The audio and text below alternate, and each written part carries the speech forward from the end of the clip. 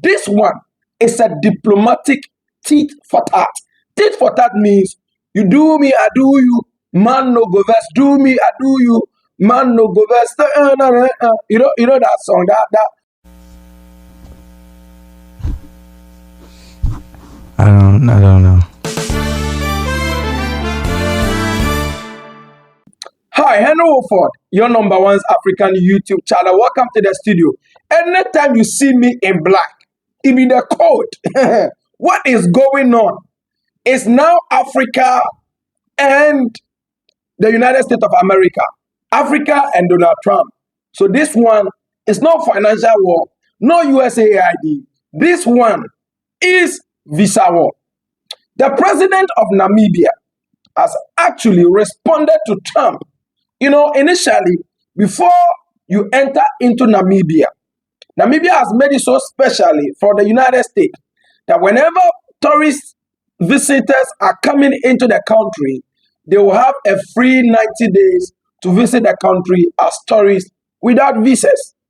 But in the current update, the president of Namibia, named Netumbo Nandi, she has actually also signed a bill, passed this bill that anytime anybody will visit the country, Namibia, from the United States of America, is no more going to be free, but rather they have to apply for visas or visa on arrival. What that means? It means anytime these people will enter into Namibia, they will have to pay for visas. That will also generate another good revenue for the country. Let's watch a short video. When we come back, we get into the reactions and why these things I feel as an African, it's very important to also duplicate. In the southern African country of Namibia, the government has announced a significant policy shift, one that requires visitors, especially from the United States and other Western countries, to apply for a visa before entering the nation, known for its breathtaking landscapes, wildlife, and the world's oldest desert. Beginning April 1st, American travelers will need to apply for a visa in advance using Namibia's online visa portal. But those arriving at major entry points like airports and high-volume border crossings will still have the option to purchase a visa on arrival, according to the US Embassy. This brings an end to a long-standing visa-free policy, which previously allowed US tourists to stay up to 90 days without a visa. But this isn't just about tourism. It's a diplomatic tit-for-tat move, backed by Namibia's first female president, Netumbo Nandi-Ndaitwah, who took charge last week. Her government is taking a stand against the United States and other Western nations that deny visa-free entry to Namibians. And this move didn't come out of nowhere. Last May, Namibia announced it would require visas from nationals of countries that don't reciprocate visa-free travel for Namibians. A total of 31 countries, including the US and the UK, were listed under this policy shift. Moreover, this decision comes amid growing frustration across Africa over strict US visa policies. Just last month, the US released its 2025 visa waiver list, granting visa-free entry to travelers from 40 countries. But not a single African nation made the cut. And for Africans, securing a US visa has never been easy. The process involves long applications, expensive fees, and high rejection rates. Meanwhile, tourists from the United States have had it relatively easy, walking into African countries without a visa or at most paying a small fee upon arrival. And social media has taken notice of this.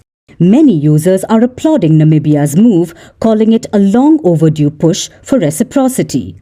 Others see it as a bold stand against Western dominance. But not everyone agrees. Some worry that even a small drop in high-spending American visitors could impact investment and tourism in the country. Tourism is a big business for Namibia. The country welcomed more than 800,000 international visitors in 2023, Among them, 22,544 were from the United States, a small but significant number. Despite the policy shift, officials remain confident that Namibia will continue to attract international visitors. But this decision goes beyond tourism. It's a statement about fairness, diplomacy, and Africa's place in global travel. And Namibia is no longer waiting for permission to set its own terms.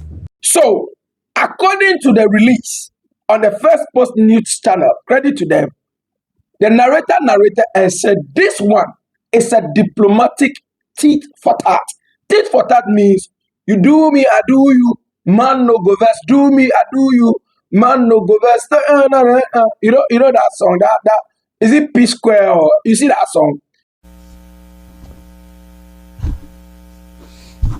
I don't know. That be what is happening now.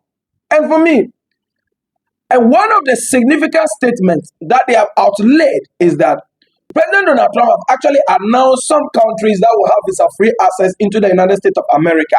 But out of these countries, Namibia wasn't part. So the Namibia's president, which is actually a good decision. This is why I love this woman and, the Arikana lady.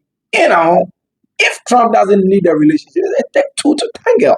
To be honest with you, why should African leaders care? Why should Trump care about Africa? He shouldn't care about Africa to the same extent that the African leaders really shouldn't care about a relationship either.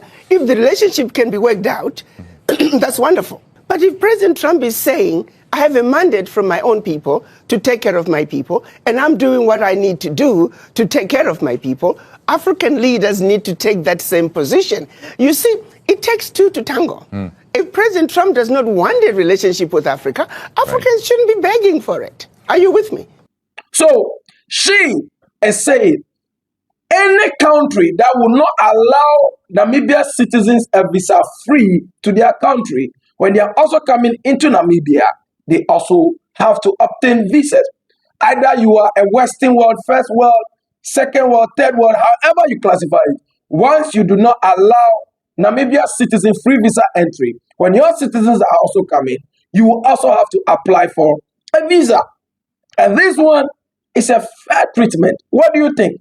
Keep your comments coming and do not forget, hit that subscription button if you haven't subscribed, and also like our page and also comment. Your comment should be willingly. No attack here. We educate and we inform. As over me, I think it's a fair treatment. This one, nobody have been cheated here. No discrimination, no favoritism, no nepotism, no whatever. So the woman, she's on point. What do you think? What do you think? So if you are not giving my citizens visa-free access, so I think all African countries should maintain the same stand and let Africa come together to form a strong ally. We are for United States of Africa, and that is what we want, nothing else. Africa must rise. Henry Wolford, I sign out.